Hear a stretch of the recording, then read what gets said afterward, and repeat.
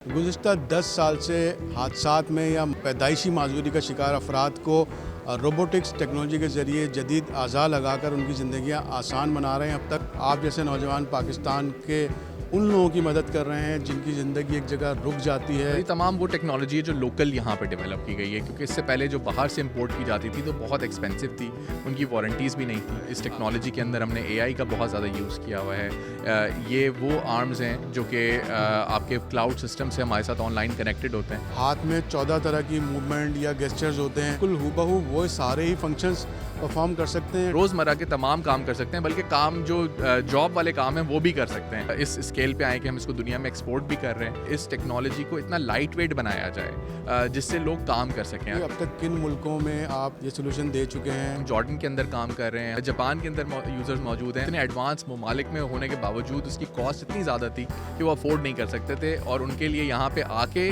और वापस जाना सस्ता था। जी, इस वक्त हम मौजूद हैं पाकिस्तान के एक बासलाहियत नौजवान के साथ। अनस नियाज़ इनका नाम है।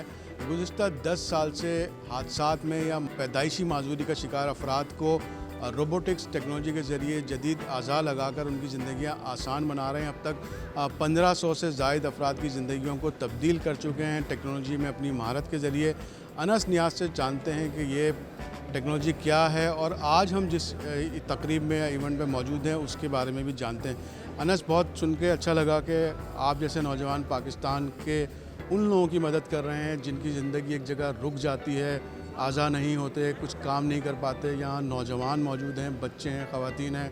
कुछ इस बारे में बताइए कि भाई किस तरीके से अपनी खिदमत पेश कर रहा है और अब तक हम कितने लोगों की ज़िंदगी तब्दील कर चुके हैं? तमाम लोगों को, ख़ासतौर पे जो बायोनिक्स के यूज़र्स हैं, इतने अरसे से वो अपनी ज़िंदगियों में ये इस टेक्नोलॉजी को यूज़ कर रहे हैं। और ये तमाम वो टेक्नोलॉजी है जो लोकल यहाँ पे डेवलप की गई है, क्योंकि इससे पहले जो बाहर से इंपोर्ट की जाती थी तो बहुत एक्सपेंसिव थी, उनकी वारंटीज़ भी नहीं थी। और अब अल्हम्दुलिल्लाह आप देख सकते हैं कि इस टेक्नोलॉजी के अंदर हमने एआई का बहुत ज़्यादा यूज़ किया हुआ है। ये वो आर्म्स हैं जो कि आपके क्लाउड सिस्टम से हमारे साथ ऑनलाइन कनेक्टेड होते हैं, ताकि कभी भी किसी को कोई मसला है तो हम उनकी ऑनलाइन ट्रबल शूटिंग भी कर सकते हैं। तो ये तमाम चीज़ें पाकिस्तान में अल्हम्दुलिल्लाह डेवलप हुई, और पिछले 10 सालों से हम इस टेक्नोलॉजी पे काम कर रहे हैं और ज़्यादा से ज़्यादा लोगों को बेनिफिट कर रहे हैं। और पीएसओ के ताउन से उन लोगों को भी हम फैसिलिटेट कर पा रहे हैं जो खुद से इस चीज़ को अवेल नहीं कर सकते थे। कुदरत का तो नेमत बदल नहीं हो सकता, लेकिन हमने पता चला है कि हाथ में 14 तरह की मूवमेंट या गेस्चर्स होते हैं, तो टेक्नोलॉजी के ज़रिए हम क्या बिल्कुल हूबहू वो सारे ही फंक्शंस परफॉर्म कर सकते हैं? टच करना, महसूस करना, वज़न को कैरी करना, तो ये थोड़ा सा इसको एक्सप्लेन करिए। देखें, इस वक्त दुनिया में इस टेक्नोलॉजी पे बहुत ज़्यादा काम नहीं हुआ हुआ। इसी वजह से 80% ऐसे लोग हैं जिनकी माजूरी है ग्लोबली, और उनके पास ये टेक्नोलॉजी मौजूद नहीं थी। इस पे आहिस्ता आहिस्ता करके डेवलपमेंट हो रही है। अब अल्हम्दुलिल्लाह इससे लोग अपने खाना खा सकते हैं, पानी पी सकते हैं, रोज़मर्रा के तमाम काम कर सकते हैं, बल्कि काम जो जॉब वाले काम हैं वो भी कर सकते हैं। लेकिन जाहिर सी बात है, टेक्नोलॉजी का ये स्टार्ट है। हमें 10 साल हुए हैं और ख़ुद से सेल्फ़ फंडेड होके सारी चीज़ें खुद की गई हैं। और अब जाके इस स्केल पे आए कि हम इसको दुनिया में एक्सपोर्ट भी कर रहे हैं। लेकिन इसमें बहुत सारा काम होना बाकी है, क्योंकि इंसानी हाथ को तो आप रिप्लेस बिल्कुल नहीं कर सकते।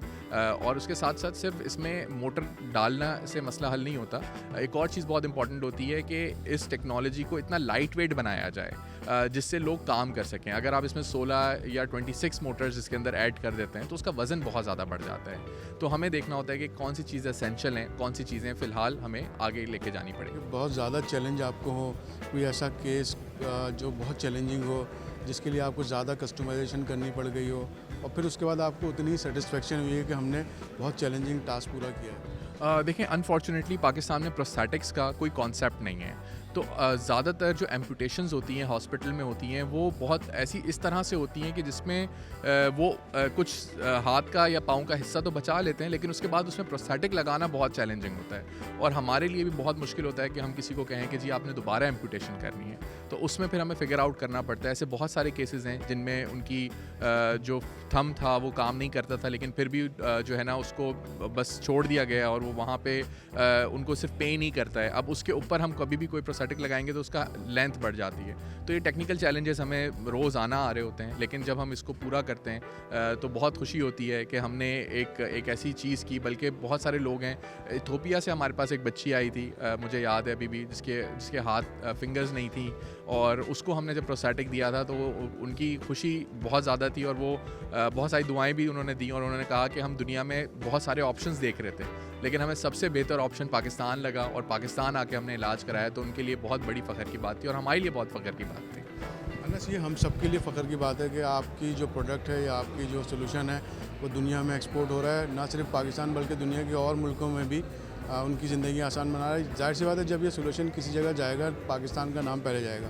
कुछ आप हमारे नाज़रीन से शेयर करेंगे अब तक किन मुल्कों में आप ये सोल्यूशन दे चुके हैं और मज़ीद फ्यूचर क्या है जो मार्केट एब्रॉड है? जितने बड़े नंबर्स आपने बताया कि वहाँ माजूरी का तनासुब 80% है लेकिन टेक्नोलॉजी नहीं पहुँच सकी, उन रीजन उन मुल्कों के बारे में बताइए। तो दुनिया में जो काफ़ी सारे मुल्क हैं, ख़ास तौर पे एशिया के अंदर बहुत सारे मुल्क हैं, उनके बड़े इश्यूज़ थे। अभी हमने जैसे गाज़ा के अंदर पाकिस्तान से प्रोस्थेटिक्स भेजे, वहाँ पे लोगों को लगे, तो ये एक हमें बहुत खुशी हुई कि हम कुछ कंट्रीब्यूशन कर सके, लोगों की हेल्प कर सके।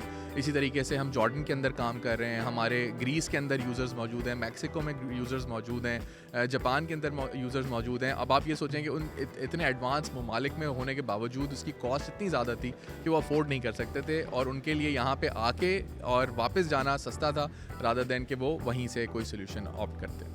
उन एडवांस कंट्रीज़ में हमारी टेक्नोलॉजी जा रही है जिनको के लोग एडवांसमेंट के लिए मिसाल समझते हैं। अनस से हमने बात की, आपने जाना कि प्रोस्थेटिक्स आर्म्स या मसनूई आज़ा में पाकिस्तान में महारत बढ़ती चली जा रही है। अनस जैसे नौजवान पूरी दुनिया में पाकिस्तान का नाम रोशन कर रहे हैं, ना सिर्फ हमारे अपने माशरे में माजूरी का शिकार अफराद की ज़िंदगियाँ बहाल कर रहे हैं बल्कि बैरून मुल्क एडवांस कंट्रीज़ तक ये सोल्यूशन जा चुका है। हुकूमत की सपोर्ट की ज़रूरत है, अवेयरनेस की ज़रूरत है। हम इस तरह बहुत सारी ज़िंदगियों को बेहतर बना सकते हैं। पाकिस्तान में तैयार करदा सोल्यूशन कारगर भी हैं, मुफीद भी हैं और किफ़ायत बख्श यानी कि कॉस्ट इफ़ेक्टिव भी हैं। ये सफ़र टेक्नोलॉजी में तरक्की का जारी रहेगा। नाज़रीन को इस तरह की मज़ीद ख़बरों के साथ, मज़ीद पेशरफ़्त के साथ आगाह करते रहेंगे।